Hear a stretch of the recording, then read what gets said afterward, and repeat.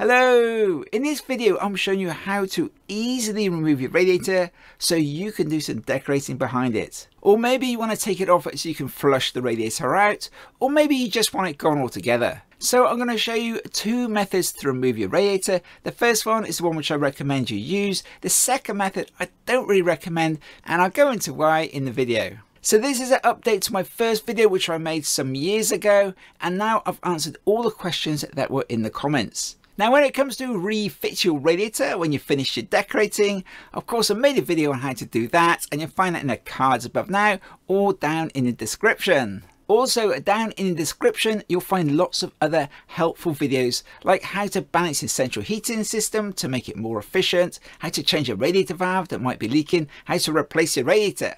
Anyway, you'll find all those down in the description. Right, now let's get on with removing this radiator. Okay, so I'm all set up and ready to go. I've got my dust sheet down, as you can see. I have a towel on one end of the radiator to catch any water coming out of there. I've got a second towel over here to catch any water that comes out of here. I've got a couple of bits of kitchen roll, which I'll explain what they're for. Got a couple of caps if they're needed. I've got a decorator's cap for the thermostat, two spanners, one bleed key, a little adjustable spanner, some bowls, and then my electric drill. And of course my trusty vacuum, which makes this job 10 times easier. Right, so the first thing we need to do is to isolate the radiator by turning off this radiator valve and turning off this radiator valve. Okay, so I'm just going to unscrew this little cap on the top of here, like that, remove that, and then we come to the radiator valve. Now some radiator valves have a push fit cap like this, so you can just pull that cap off, and then we can turn the spindle here to close the radiator valve. Now just a word of warning, sometimes when you turn a radiator valve that's not been turned for a long time, they can start leaking. Like this one here, you can see as I'm turning it, water starts coming out where the spindle goes into the radiator valve. Now depending on your radiator valve, you may be able to fix this, or you may need to change the radiator valve. Sometimes if you turn the valve spindle back to where it was before, it will stop leaking. But then there's always a chance it might start leaking in the future.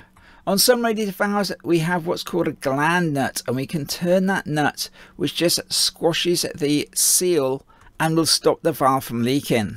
So I just tightened out that gland nut, and now you can see I can do it the radiator valve and isolate the radiator, and the valve has stopped leaking. But like I said, not every valve has a gland nut on it. If you want to learn more about gland nuts and how to stop the spindle from leaking, of course I've made a separate video all about doing that. Now I need to close this radiator valve, so I'll use my adjustable spanner. Now when I close it, I'm going to count how many turns it takes to close the valve, so that when I reopen the valve, I'm going to turn it back the same amount of turns. That would make sure that if the radiator has been balanced with the rest of the system, it will remain balanced and work more efficiently. And of course, if you want to know about balancing your system, of course I've made a video about doing that. There we go, 3 turns. So that's just 3 turns open, or 1.5 turns open, whichever the way you want to look at it. Now this valve hasn't started leaking when I've closed it, but if it had started leaking, I could just nip up this gland nut just here. So now I'm just going to double check this is nice and tight. Don't go crazy with this, just nice and tight. And there we go. Now we need to close the other radiator valve. Now this is a thermostatic valve, and I can turn that all the way down till we get to this little snowflake here. Now that little snowflake means frost protection, and what that means is that if the house gets very cold, there's a possibility the thermostat will open. And if you've not got the radiator valve capped off, and I'll show you how to do that in just a minute, if the room was to get very cold, say at night, the thermostat might open, and then you might find water dripping through your ceiling, and no one wants water dripping through their ceiling. Now if you have a decorator's cap that would have come with the thermostat, you could then screw that down to make sure that the valve is fully closed and there's no chance of it opening up when it gets cold. So there you go, that's screwed on there now, and that's nice and tight, so that valve definitely won't open. But most people don't have these decorator's caps, so I'll show you what to do if you just got the thermostatic valve head and you've closed it like this. Now if you don't have a thermostat and you just got a wheel head valve like this, then we just close the valve down like this. Clockwise to close and anti-clockwise to open. Or a handy phrase to remember is righty-tighty, lefty-loosey. Now all we need to do is to remove the pressure from the radiator and then drain the water out. Now we can just undo the nut here and let the water come out that way, but sometimes it sprays around a bit, so it's kind of easier just to bleed it from the bleed point up here first of all. So I'm just going to open that up, making sure it's pointing away from the wall, and there you go. It's just a little bit of pressure coming out there.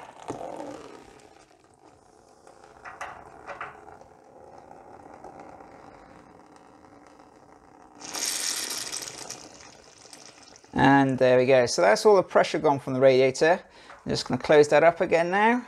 If water continuously keeps coming out, then it's going to be down to one of the radiator valves either not being shut or that it's letting water past and it's continuously topping up the radiator.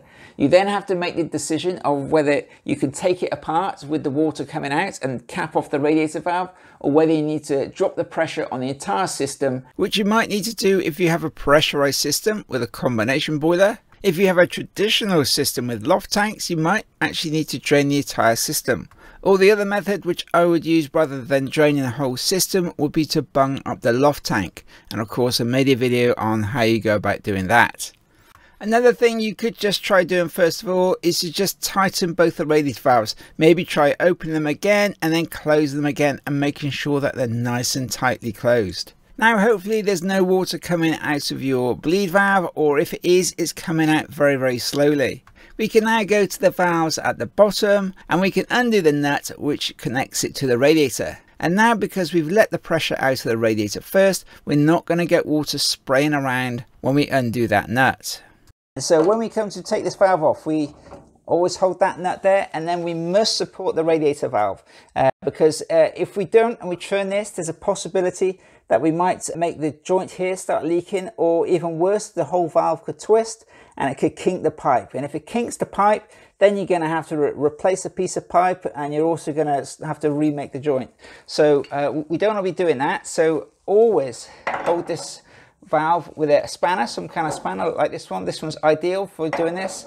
I just hold that on there, and I'm going to just push down very gently on the spanner. I'm not trying to twist the valve, I'm just holding it still whilst I undo the nut here. Like that, and that one wasn't very tight.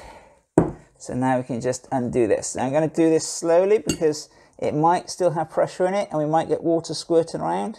You'll see when I pull the valve off, a little bit of water does spray. Now sometimes you can get a lot more, so it's always a good idea maybe to put a little towel over the top of the radiator valve to catch any spray. Whilst the radiator valve is removed like this, I'm going to get water continuously running out of the radiator. And that's what I want to do now. I just want to let all that water run out of the radiator until the radiator is empty of water. Now you can see it's a little awkward to do that. The valve's in the way, the pipe's in the way. And trying to catch that water is quite tricky sometimes, so make sure that you have plenty of towels down. Now to speed this process up, we could go up to the bleed valve up here, open it up, and then the air's going to go in the top of the radiator, and then the water's going to run out the bottom of the radiator much faster until it's empty. Now this is where my water vacuum comes in. It speeds the whole process up, and it means I hardly get any spills at all. So all I do is I get my water vacuum,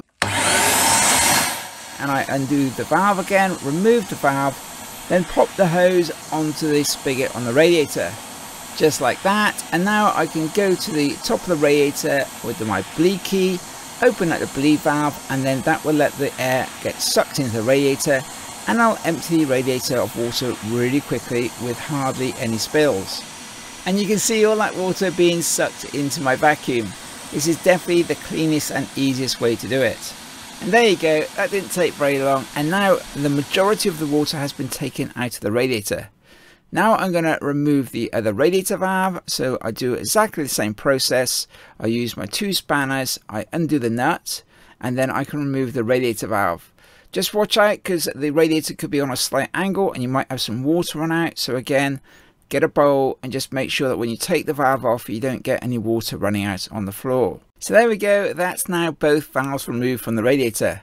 Before you take the radiator off, remember there is still some water in the bottom of the radiator here. And when we pick the radiator up, there's a good chance we're going to tip it and that water is going to come pouring out all over the floor. So what I usually do is I use my vacuum. And I put my vacuum on the end of one end of the radiator and then I lift the other end up and that sucks out the water. If you're not using a water vacuum, you can carefully lift the radiator up and try pouring the water into the bowl that way. But doing it that way is pretty tricky and you can end up making a big mess. Because like I said before, in the bottom of the radiator there's often lots of black magnetite. And that black magnetite is really hard to get out of carpets and can stain them really badly. Or rather than trying to remove the last bit of water out of the radiator, just bung up the two radiator valve connections.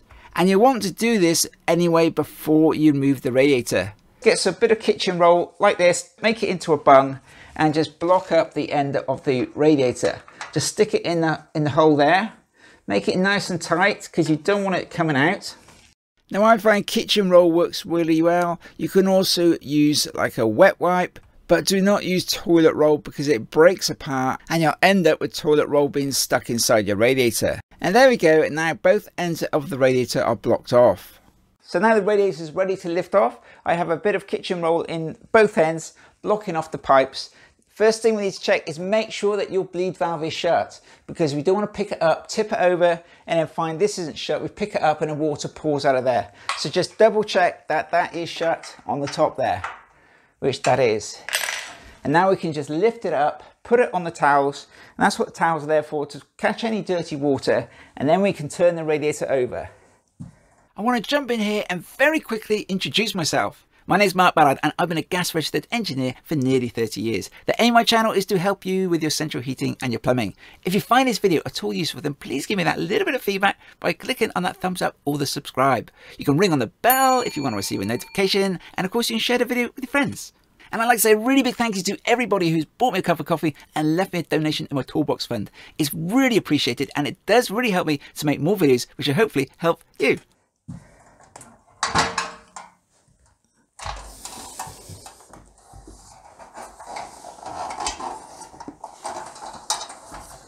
Now the reason I turn the radiator over is because now all the water that was in the bottom of the radiator has obviously run to the top, which is now the bottom. So we can now easily pick the radiator up, and now if we put the radiator on an angle to say carry it downstairs, we're not going to have water running out of the radiator.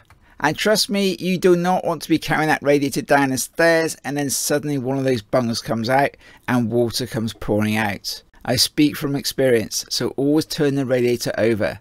And then we got these valves here. These make really handy handles, so you can pick your radiator up from there. Because if it's a big double panel, they're pretty heavy and sometimes you need two people to move them. So these come in really useful for that. So a little tip there for you there. Once you removed your radiator, I highly recommend taking it outside and giving it a good flush out. And of course, if you want to know about flushing out your radiators, then you can watch my video on the best way to go about doing that. Now, it is always advisable to cap off your radiator valves, because remember, this system is still under pressure and full of water. This radiator valve's not leaking, but sometimes they can. I mean, I've made a little cap up like this, and then you can just screw that onto the end of the radiator valve, and then if the radiator valve does decide to start dripping, it's capped off and we're not going to get water dripping through the ceiling. And that's especially so if you're leaving the thermostatic valve head on the valve and not using a decorator's cap like this one. Now I'm just going to use a bit of joining compound and just gently put it onto the seating of the radiator valve. Then I'm going to fit the cap to ensure that there's definitely no chance of any leaks. And once again, I'm going to use my spanners and just gently nip that up. And there we go. That valve's definitely not going to leak. Then I'm going to do it exactly the same to the other radiator valve. And there we go. Both radiator valves are now capped off. Okay, so now we're left with the two brackets on the wall, one here, and then we've got to decide what to do with them. Shall we take them off? Shall we leave them on? I would always strongly recommend just leave them on the wall. Paint around them, put your wallpaper around them, plaster around them. Don't take them off the wall. If you do take them off the wall, then you may find that when you come to refit them, you can't find the correct screw hole, or the screw hole might be damaged, and then you can't get the bracket to fit tightly back on the wall again. You might lose the bracket, and especially if you get it plastered, don't let them skim over the top of the holes, because you're just not going to find those holes again. And then it's a basic case of refitting the radiator. And even then, it's not that easy, because the pipes are already in the floor, and it makes the job a whole lot harder trying to fit a radiator onto holes which are already there. If you do decide to take the brackets off the wall, then leave the screws in the hole. I strongly recommend that you mark the screw hole where the screws go in, so you don't put it in the wrong place. Take the bracket off the wall and just leave the screws in the holes. And if the plasterer says he wants to take the screws out of the wall because it makes his job much easier, then don't let them, because when you come to refit the radiator, it's going to make the job way harder, and if you're paying someone to do it, it's going to cost you more. So now I'm going to show you the second method of how to remove a radiator for decorating. Now you can see I've got some towels down, I've got a couple of adjustable spanners, I've got a little bit of kitchen roll, I've got a couple of bowls over here, and I've also got this additional bowl here, and that's roughly the same height as the radiator. See, if I put it next to the radiator, you can see it pretty much goes just to the bottom of the radiator, and I'll show you what that's for in just a minute. So the first thing we need to do, same as before, we need to close both the radiator valves. So I'm just going to shut this thermostat right down to its off position. That's the frost protection. And now I'm going to close this lock shield so I can remove the cap here. And again, I'm going to do exactly the same again. I'm going to close the radiator valve. I'm going to count how many turns it takes to close this valve. Now that took 3.5 movements of my spanner. So now the valve is shut. So now both radiator valves are closed, and I just need to drop the pressure in the radiator by using the bleed valve in the top there. So I've got my key, pop that into the bleed valve, open it up and let any pressure out of the radiator. Now there's hardly any pressure in this radiator, so only a little bit of water comes out. So now I just dry up any spilt water, and then I close that bleed valve back up again. So there we are, that's now closed. So now I'm going to loosen up both nuts that hold the valves onto the radiator, these two here. So I've got my adjustable spanners, and I'm just going to loosen those nuts off. Just before I remove those radiator valves, you can see this radiator is a sparkling grey colour. Now I sprayed this radiator myself, and of course if you want to know how I went about doing that, you know where to find the link. So I take my adjustable spanner, fit it onto the nut. Now when I loosen this nut, I'm likely to get a little bit of water drip out. That's why the towels are down, to catch any water that might spill. So there we go, I'm just loosening that off now. I pushed it down, going to do a little bit more so it's just loose. I'm not going to undo it, I'm just literally making it loose. And there we are, that's now loose. Kind of finger tight. So now I'm going to do exactly the same with the thermostatic valve. I can put my spanner onto the valve, get my spanner and just loosen off that nut there. So just gently pull that, stopping the valve and turning with my adjustable. And again, that's now nice and loose, finger tight. That one there is now finger tight. So now I'm ready to remove the radiator. So I'll remove all my tools, make sure the area is nice and clear, make sure my towels are tucked back. Now this is where that box comes in, which I showed you earlier. So I'm just going to put that on the floor just there, and what I'm going to do now is to lift the radiator up and then turn it around on the valves and then rest it on that box which I've got on the floor there. And then with the radiator still connected onto the valves and laying on the box, I can then do some decorating behind the radiator. Now this is the part which is then really tricky. So now I've got to lift the radiator up and off the brackets, and then I've got to rotate it around, keeping it level, and then lay it on the box. As I'm doing this, I'm trying not to move the valves or put pressure on them in any way. And now you can leave the radiator in this position here, balanced on that box, and then do your painting and your decorating behind the radiator. Now once again, I would recommend leaving the brackets on because we're going to hang the radiator straight back on in the same position. Now just remember, both the radiator valves are loose, so we could just nip those up just to stop any water dripping out whilst we're doing the decorating. Now the reason I don't like this method is because when you're lifting the radiator up and twisting it around to lay it flat, there's a lot of movement and strain on this pipework. The pipes may drop down in the floor and the radiator might twist. You might put some strain on that valve which connects onto the pipe, and then that might start leaking.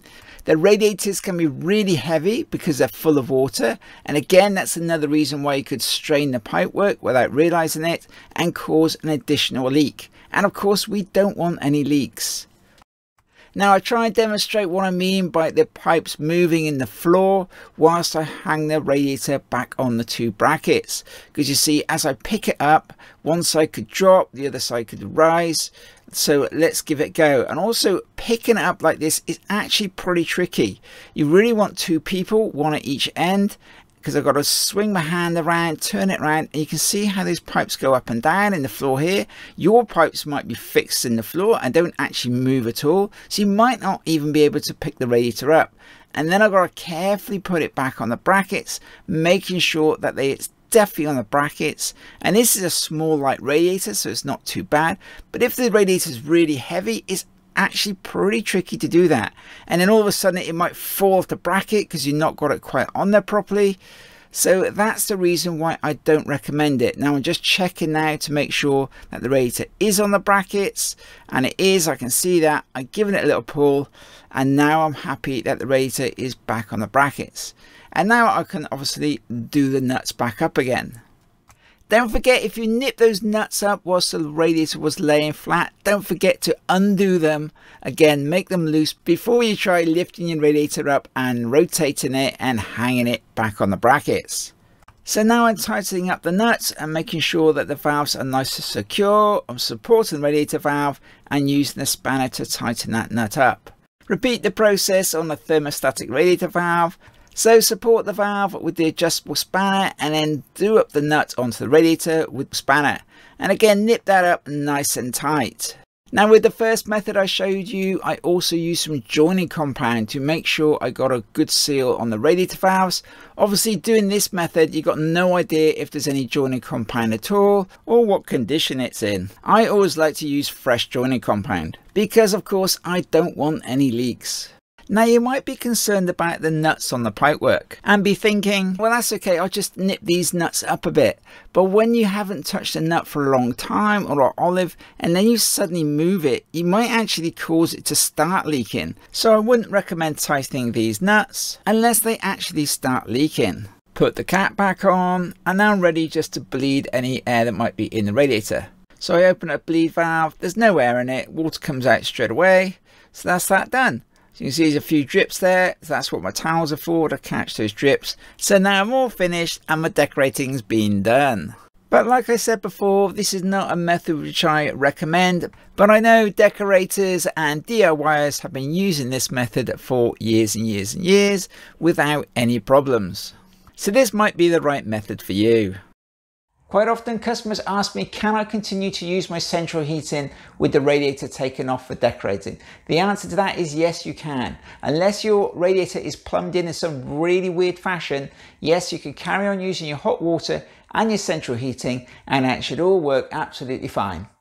Of course, that is only if you haven't drained the whole system of water. Right, that's about it then. So I do hope my video has been helpful to you. If you want to know how to refit your radiator after you finish your decorating, click on that link just there. If your radiator valve has started leaking and you need to replace it, click on that link just there. You can click on subscribe, ring on the bell, share me with your friends, give me a thumbs up, and a cup of coffee in my toolbox fund is always really appreciated. Bye for now. See you next time.